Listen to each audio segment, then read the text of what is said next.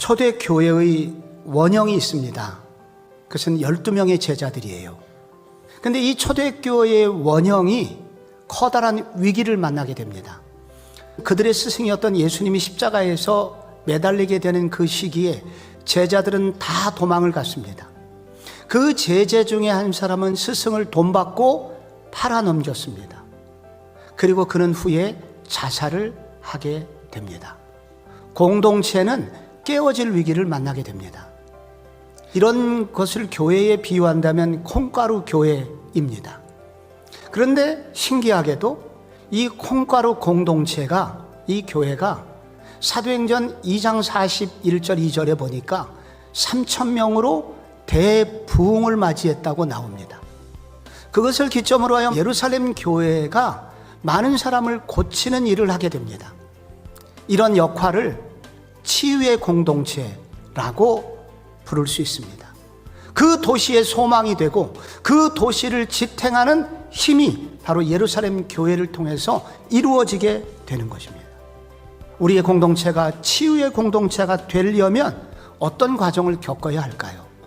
먼저는 문제를 들춰내시는 것이 은혜임을 알아야 합니다. 오늘 120명이 예수님 승천하신 후에 마가의 다락방에 모였습니다.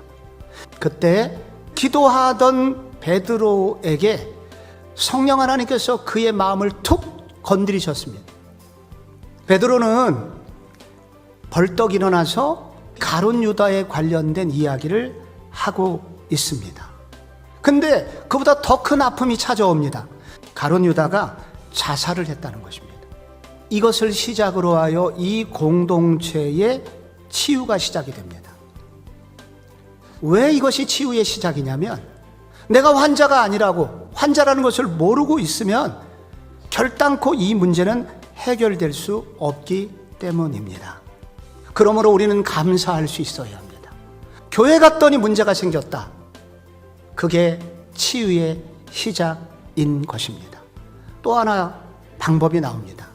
치유의 공동체가 되려면 쓴 뿌리가 소용되지 않게 하라. 하나님은 우리의 문제를 드러내시는 것으로 끝내지 않으십니다. 그 문제를 영적으로 해석하게 하시고 그리고 그 빈자리를 채우게 하십니다. 그러자 이 120문도에게 무슨 일이 일어났습니까? 역사상 처음 있는 성령의 강력한 임재가 2장에 임하게 되었고 대부흥이 시작이 됩니다.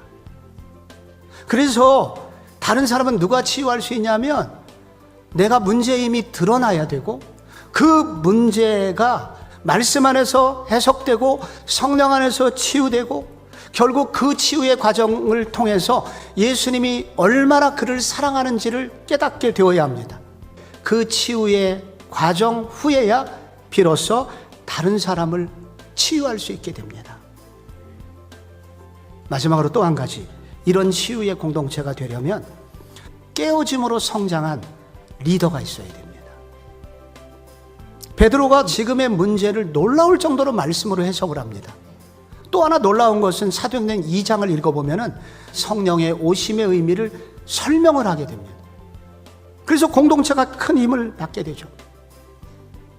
베드로는 원래 이런 사람이 아니었습니다. 위기가 오자 한 방에 무너졌습니다. 그런데 그 무너짐은 끝이 아니었습니다. 깨어짐의 아픔을 통해서 예수의 진짜 제자로 거듭나게 됩니다. 만약 처절한 고난이나 자기에 대한 실망이나 좌절감이 없었더라면 결코 이렇게 좋은 제자로 거듭나지 못했을 것입니다. 이 시대의 마지막 소망이 있다면 교회가 되어야 합니다. 아픔이 드러났을 때 우리는 이 문제를 가지고 하나님 앞에 가지고 가고 말씀 앞에서 가지고 가고 성령 안에서 고쳐지기를 시도해야 합니다.